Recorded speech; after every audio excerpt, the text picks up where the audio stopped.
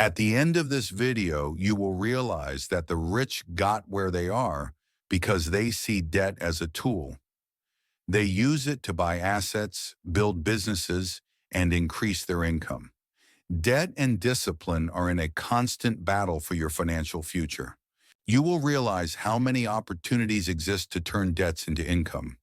There are many ways to do this, but since you hear so much about the bad side of debt, you end up avoiding it and missing out on the good side as well. This video will flip the switch on how you think about debt, showing you how to use it to grow your wealth instead of letting it drain your bank account. Debt is part of life. The difference between staying broke and building wealth lies in how you use it. Debt is part of life. The difference between staying broke and building wealth lies in how you use it. So today we'll show you 15 ways to use your debts to build wealth without being crushed by them. Point 1. Use a mortgage to buy a rental property and let tenants pay off the loan. There are many ways to grow your wealth when you own real estate. Let's talk about two of them. If you're smart about it, you can use the bank's money to build wealth, turning debt into an asset that pays for itself. That's exactly what property owners do. They don't buy homes in cash. They borrow money to buy them. Then they use other people's money, the rent paid by tenants, to repay the loan. Let's say you find a rental property for $200,000. You don't need to have that entire amount in cash. You can go to the bank, put down 20%, that's $40,000, and the bank covers the rest through a mortgage. Instead of spending decades saving up to buy a house in cash, you now own an asset that generates income immediately. Then you just need to find a tenant to pay rent. Let's say rent is $1,500 per month, and your mortgage payment, including taxes and maintenance, is around $1,200. That means after expenses, you're still putting $300 in your pocket every month without working for it. That's passive income. Over time, two things happen. Your tenants keep paying down the mortgage for you, and the property appreciates in value. Maybe in 10 years, that $200,000 house is worth $300,000. In other words, you didn't just earn money from rent, you built wealth without lifting a finger. Point 2. Use your equity as collateral to buy more properties or start a business. If you already own a property, you can use your built-up equity to take the next step, either buying another property or funding a new venture. The first point allows you to use tenants to pay off your loan, and the second allows you to use the value you've already invested in your property to finance your next opportunity. You can do this through a line of credit based on the equity you already have. This option allows you to use the paid-off portion of your home as collateral to invest in more real estate or any other income-generating project. The advantage is that you borrow this money at much lower rates than a personal loan, or even than using your own savings. In other words, instead of your assets sitting idle, they start working for you, helping you build even more wealth. But be careful. It's crucial to have a clear plan and invest in something that generates positive cash flow, especially in real estate. Otherwise, you risk losing your assets. Point 3. Borrow money to buy income-generating assets. Cars, clothes, electronics. The moment you swipe your card to buy these things, the money just disappears. That's what we call bad debt. But if you're smart, you'll use credit to buy things that put money back in your pocket. You can use this strategy to generate passive income or invest in side hustles, and we'll talk more about that soon. Even small loans allow you to do this. And that's how wealth is built without waiting decades to save. The name for this is leverage. Using debt to buy assets that generate cash flow. For example, let's say you take a $50,000 loan. Are you going to spend it on a luxury car or on an asset? In the first option, you'll be stuck paying a debt that brings no return. In the second, the asset pays for itself and still generates extra money. Let's suppose you use that amount to buy a few vending machines and place them in busy areas. They generate $4,000 in revenue per month. You spend $800 on restocking, maintenance, and the loan payment, and still have $100 left as passive income. Now the debt is no longer a burden, right? It has become a tool that helps you build income. Extra income requires more of your time than passive income, like we discussed earlier, but it also has the potential to generate much more money. Like any venture, starting isn't free. You'll need a small initial investment. If you find a niche with low entry costs, fast returns, and proven demand, you're funding something with a clear path to profit, much more stable than just taking a blind loan to start any random business. So if you take out money to invest in extra income, make sure it's something that really generates money, not just another idea without returns. If you borrow only enough to start and the business generates enough to pay the installments and still make a profit, then the debt was worth it. Now, if you're willing to dedicate yourself, invest time, and make sacrifices, you can turn that extra income into a real business on a larger scale. And the good news is, you can get a loan for that too. Most successful businesses don't start with saved money, but with borrowed money. If you know how to use debt well, it can be the shortcut that takes your company off the ground or makes it grow much faster than you could alone. For example, let's say you want to open a cafe. You've done your research, know there's demand, and even found the perfect location, but you don't have $50,000 in your account to pay rent, equipment, and all the initial setup. That's where a business loan comes in. Instead of waiting years to save, you go to the bank, get a small loan, and open your cafe today. Now, instead of waiting, you're already serving customers, building your brand, and paying the loan with the business's income, not your personal salary. The most important thing when financing your business is to ensure that the borrowed money truly drives growth and doesn't become a burden. If the goal is expansion, a business loan can be the ideal solution. What if you only need a temporary boost in cash to keep operations running? That's where a line of credit comes in, a flexible alternative to cover short-term expenses without compromising the growth of your business. Sometimes you just need extra money to keep things running. Unlike a regular loan, a line of credit lets you borrow only the amount you need, when you need it, and you only pay interest on what you actually used. It's like a financial safety net that keeps your business running smoothly. Let's say you have an online store. A supplier offers a discount for bulk purchases, but you don't have that amount up front. With a line of credit, you can take advantage of the opportunity, sell the products, repay the borrowed amount quickly, all without compromising your company's cash flow, or maybe your business is seasonal. Sales drop in slower months, but costs like rent, payroll, and inventory continue. A line of credit can help cover these expenses until sales pick up again. It's a smart way to use short-term debt to generate more profit. But be careful. Don't get too carried away. Only borrow what you can pay back quickly. If you want to increase your income but aren't ready to take a bigger step like a loan, starting a business or a passive income project, it's okay.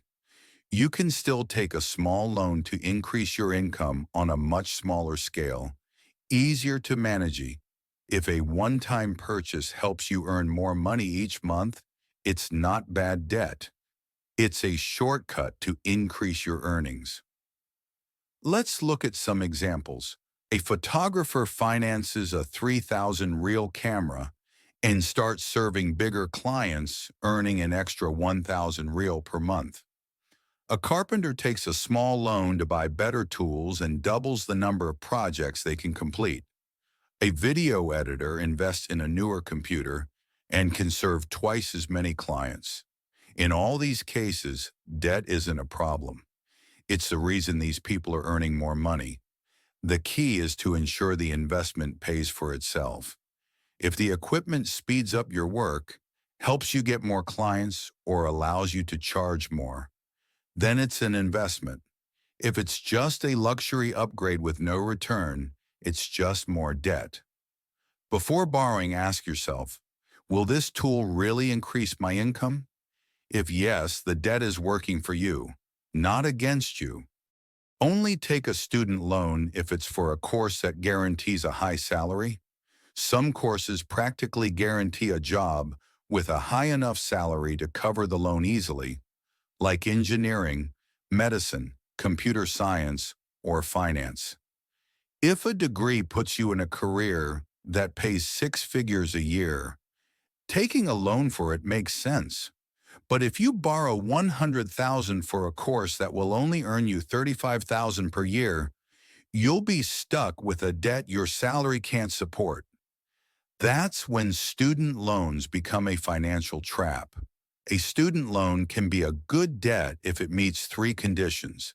It leads to a high-paying career, you don't borrow more than you actually need, and you have a solid plan to pay it back. Point 9. Use your credit card for rewards, not expenses. Use your credit card to get rewards, not to accumulate expenses. The sooner you understand this, the better your financial life will be. Credit card debt is where most people make mistakes with loans, because high interest rates and endless minimum payments are a total trap. If you use the card strategically, it can help you build wealth instead of emptying your account. You get the best out of your card when you use it to earn rewards, not debt. A cashback or travel points card turns your daily spending into free money, but only if you pay the full statement every month. If you carry a balance, interest completely cancels out any benefit. Credit cards can also be useful tools when you take advantage of 0% interest offers, for example, to cover a business expense or invest in something that generates money. This gives you time to pay without extra costs. Using your card responsibly also helps increase your credit score, which means better loan conditions, lower interest rates, and more financial options in the future. Point 10. Use low-interest loans to pay off high-interest debt. It's the interest rate that keeps you trapped in the debt cycle much more than the original loan amount. You can't just make the minimum payment and expect everything to resolve. You need to use loans with lower interest rates to eliminate high-interest debts. One of the most common strategies for this is debt consolidation. Basically, you take a low-interest loan and use that money to pay off one or more high-interest debts. This way, although you still owe money, you're paying a much more manageable interest rate. But this strategy only works if you stop using bad debt. If you consolidate debt but continue swiping your credit card and accumulating new debt, you'll end up in an even worse situation. You need to break the cycle. 11. See your credit score as a financial reputation. Even if you've fallen into the debt trap before, using borrowed money to buy things that don't increase in value, there's still time to fix it. Let this serve as a lesson. Your credit score is not just a number. It's your financial reputation. It determines what types of loans you can get, the interest rates you'll receive, and even if you'll be able to buy a house or start a business. You don't build a good credit history by avoiding debt entirely. You build it by using debt the right way. The ideal approach is to take on small, manageable debts and pay them on time. Also, keep your credit card balance low. The lower the amount you owe relative to your total credit limit, the better your credit score. 12. Only finance a car if it helps you generate income. One of the main things many people do when they get a line of credit is finance a new car. Avoid this. It's a trap. A car loan can either help you earn money or drain your finances. If the car pays for itself, the financing works in your favor.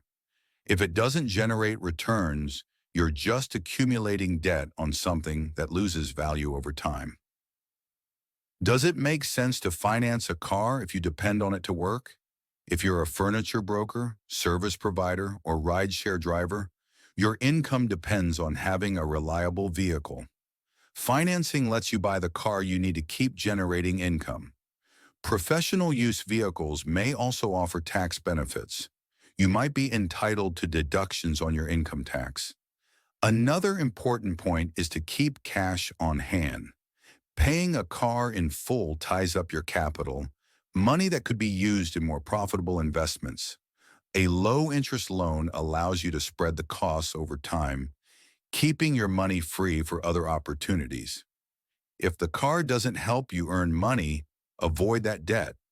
But if it does, finance it intelligently and make it work for you. Point 13. Take advantage of tax incentives on residential and business financing.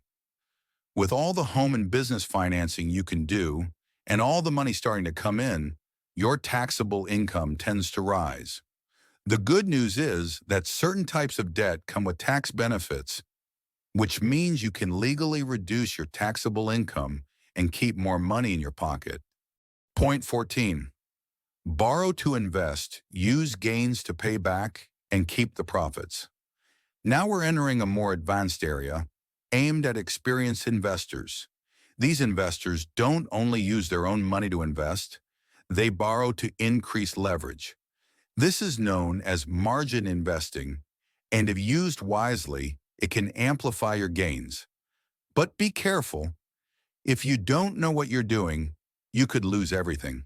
So this strategy requires caution and knowledge. Example, suppose you have $10,000 to invest. You can borrow another $10,000 from your broker and now invest $20,000 instead of $10,000.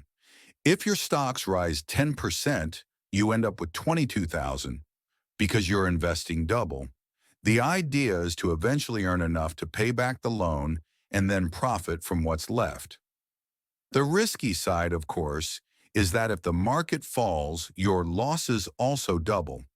If losses accumulate too much, your broker can issue a margin call, forcing you to sell your stocks at a loss or deposit more money into your account. This strategy should only be used by those who truly understand the risks and can afford them. Point 15. Prefer borrowing against assets rather than selling them. The wealthy don't just use debt for tax benefits. They use it to avoid taxes entirely. Instead of selling investments and paying capital gains taxes, they borrow against those assets. Example, a real estate investor who needs cash doesn't sell a building. They take a low-interest loan using the property as collateral while the asset continues to appreciate. Stock investors do the same. Instead of selling shares and paying capital gains tax, they borrow against the portfolio and use that money for a new investment. Since loans aren't taxed, they gain access to capital without paying taxes on the profit. This is how they keep building wealth while paying less total tax. If so many opportunities are available, why don't most people take advantage of them? There are two main reasons. Many people simply don't know these options exist or don't understand how to use them. The second reason is much harder: discipline. You need to be in control of your finances, tracking expenses, income, and planning. You need to control impulses because debt, in the end, is a matter of discipline. If you've made it this far, and this video has given you at least some value, please type Venser in the comments and like this video. This shows us that we are doing our job correctly. But before clicking on that video, don't forget to subscribe to the channel so you don't miss our content. See you in the next video.